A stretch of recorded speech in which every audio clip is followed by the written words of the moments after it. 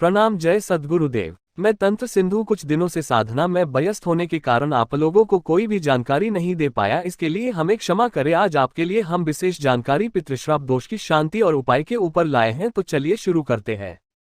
पितृश्राप दोष एक अदृश्य दोष है। यह दोष जब घर के पितर अपने वंशजों के द्वारा अंत्येष्टि कर्म में हुई किसी त्रुटि के कारण, श्राद्ध कर्म न करने से, किसी परिजन द्वारा की गई गलती से, अपने वंशजों के आचरण से पितर रुष्ट होने के बहुत से कारण होती है। यह दोष तब भी लागू होता है जब घर के परिजनों के द्वारा श्रद्धापूर्वक किसी भी अवसर पर याद नहीं करते हैं और न ही उन्हें कोई प्यार, स्नेह और आदर देते हैं। उनके प्रति अपने ऋण को चुकाने का प्रयास ही नहीं करते हैं, तो ये पवित्र पितृ आत्माएं दुखी होकर अपने वंशजों को श्राप दे देती हैं, जिसे पितृश्राप दोष कहा जाता है। पितृदोष जन्म पत्रिका में लग्न, पंचम, अष्टम और द्वादश भाव से पितृदोष का विचार किया जाता है। पितृदोष में ग्रहों में मुख्य रूप से सूर्य, चंद्रमा, गुरु, शनि और राहु केतु की स्थितियों से पितृदोष का विचार किया जाता है। इनमें से भी गुरु, शनि और राहु की भूमिका प्रत्येक पितृदोष में महत्वपूर्ण होती है। इनमें सूर्य से पिता या पितामह, चंद्रमा से माता या मातामह, मंगल से भ्राता या भगिनी और शुक्र से पत्नी का विचार किया जाता है। ये दोष पितरों द्वारा रुष्ट होने के कारण होती है। इसका परिणाम जातक को मानसिक अवसाद, व्यापार में नुकसान, परिश्रम के अनुसार फल न मिलन, वैवाहिक जीवन में समस्याएं, कैरियर में समस्याओं के रूप में प्रदर्शित होती है। पितृश्राप दोष के उपाय। पितृश्राप दोष के निवारण के उपाय निम्नलिखित हैं, जिनके कारण इस दोष को कुछ हद तक कम किया जा सकता है। घर के सभी बड़े बुजुर्ग को हमेशा प्रेम, सम्मान और पूर्ण अधिकार दिया जाए।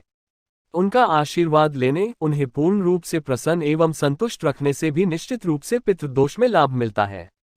अपने ज्ञात अज्ञात पूर्वजों के प्रति ईश्वर उपासना के बाद उनके प्रति कृतज्ञता का भाव रखने, उनसे अपनी जाने अनजाने में की गई भूलों की क्षमा मांगने से भी पितृ प्रसन्न होते हैं। अमावस्या को दूध की खीर बनाकर पितरों को अर्पित करने के बाद किसी भूखे व्यक्ति को खिलाने से भी इस दोष में कमी होती है। अमावस्या के दिन यदि कोई व्यक्ति पीपल के पेड़ पर मीठा जल, मिष्ठान एवं जनेऊ अर्पित करते हुए ओम नमो भगवते वासुदेवाय नमः मंत्र का जाप करते हुए कम से कम 7 या 108 परिक्रमा करे, तत्पश्चात अपने अपराधों एवं त्रुटियों के लिए क्षमा मांगे, तो पितृदोष से उत्पन्न समस्त समस्याओं का निवारण हो जाता है। प्रत्येक अमावस्या को गाय को 5 फल भी खिलाने चाहिए। अमावस्या को बबूल के पेड़ पर संध्या के समय भोजन रखने से भी पितर प्रसन्न होते हैं।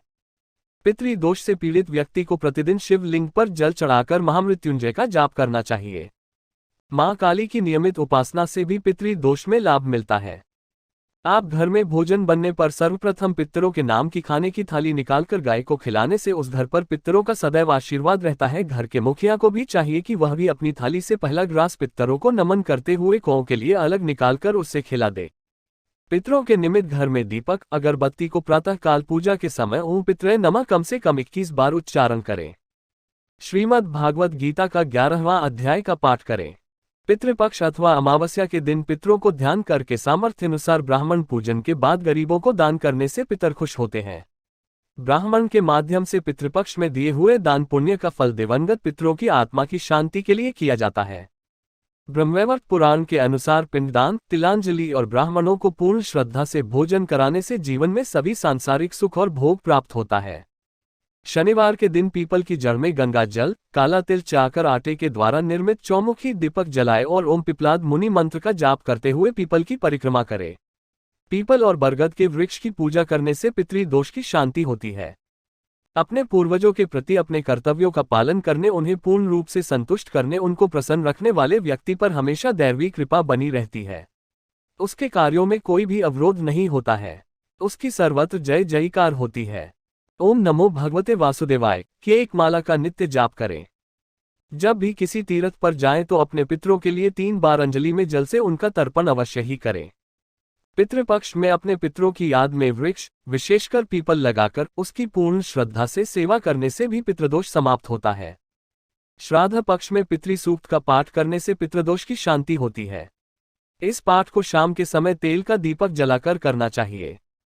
अगर किसी विशेष कामना को लेकर किसी परिजन की आत्मा पितृदोष उत्पन्न करती है तो ऐसी स्थिति में मोह को त्याग कर उसकी सद्गति के लिए गजेंद्र मोक्ष स्तोत्र का पाठ करना चाहिए। किसी गरीब की कन्या के विवाह में गुप्त रूप से अथवा प्रत्यक्ष रूप से आर्थिक सहयोग करना चाहिए, लेकिन ये सहयोग पूरे दिल से होना चाहिए, केवल दिखावे या अपनी बड़ाई कराने के लिए नहीं। किसी भी नदी के किनारे जहां शिववास भी हो वहां पर त्रिपिंडी श्राद्धकर्म पूजा करके भी पितृश्राप दोष का निवारण होता है। वीडियो अगर अच्छा लग रहा हो तो आप चैनल को सब्सक्राइब करें और शेयर करें।